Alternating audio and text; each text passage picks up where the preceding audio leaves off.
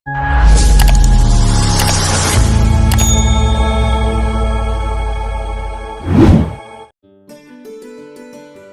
पुरानी बात है। धर्मपुर नामक राज्य में राजा वीरेंद्र नाम का एक नीतिवान और न्यायप्रिय राजा राज करता था। उसका दरबार हर दिन सुबह खुलता और उसमें प्रजा को न्याय मिलता।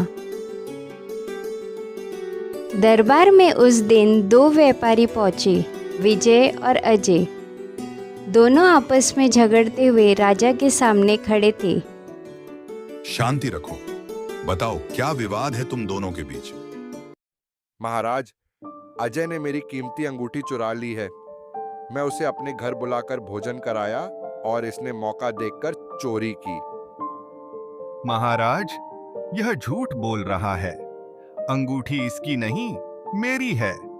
यह मुझे झूठा फंसाना चाहता है। क्या किसी के पास कोई प्रमाण है? महाराज, वह अंगूठी मेरे दादा की थी। मैं उसे रोज पहनता था। 3 दिन पहले जब अजय मेरे घर आया, तभी से वह गायब है। महाराज, वह अंगूठी मेरे पिताजी ने मुझे दी थी।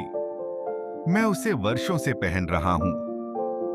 राजा ने दोनों की बात ध्यान से सुनी और फिर कुछ सोचने लगा।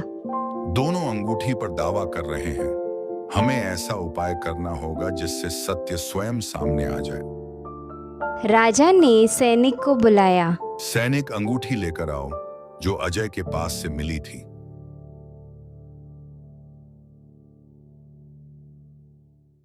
अब मैं इस अंगूठी को 2 हिस्सों में काट कर दोनों को दे देता हूं, आधी विजय की, आधी अजय की। नहीं महाराज, कृपया ऐसा मत कीजिए। अगर अंगूठी कटेगी तो उसका कोई मोल नहीं रहेगा। अगर ये अजय को मिलती है तो ठीक है, मैं अपना दावा वापस लेता हूं। देखा महाराज, यह डर गया। अब सत्य सामने आ गया है। अंगूठी मेरी ही है। राजा मुस्कुराया। नहीं अजय, अब सत्य मुझे स्पष्ट हो गया है। एक सच्चा मालिक अपनी वस्तु की हानि नहीं सह सकता। विजय ने अपने हक का त्याग कर दिया, लेकिन अंगूठी को बचाने की चिंता की। अंगूठी विजय की ही है। तुमने झूठ बोला और विश्वासघात किया। महाराज, माफ कर दीजिए, मैं लालच में आ गया था। तुम्हें 2 महीने तक नगर के धर्मशाला में सेवा करनी होगी, ताकि तुम जीवन में ईमानदारी का मूल्य समझ सको। कुछ सप्ताह बाद एक और मामला राजा के दरबार में आया। इस बार 2 ग्रामीण श्याम और राम एक ही खेत को लेकर लड़ रहे थे। महाराज, यह खेत मेरे पिता का है। मैंने जीवन भर उस पर खेती की है।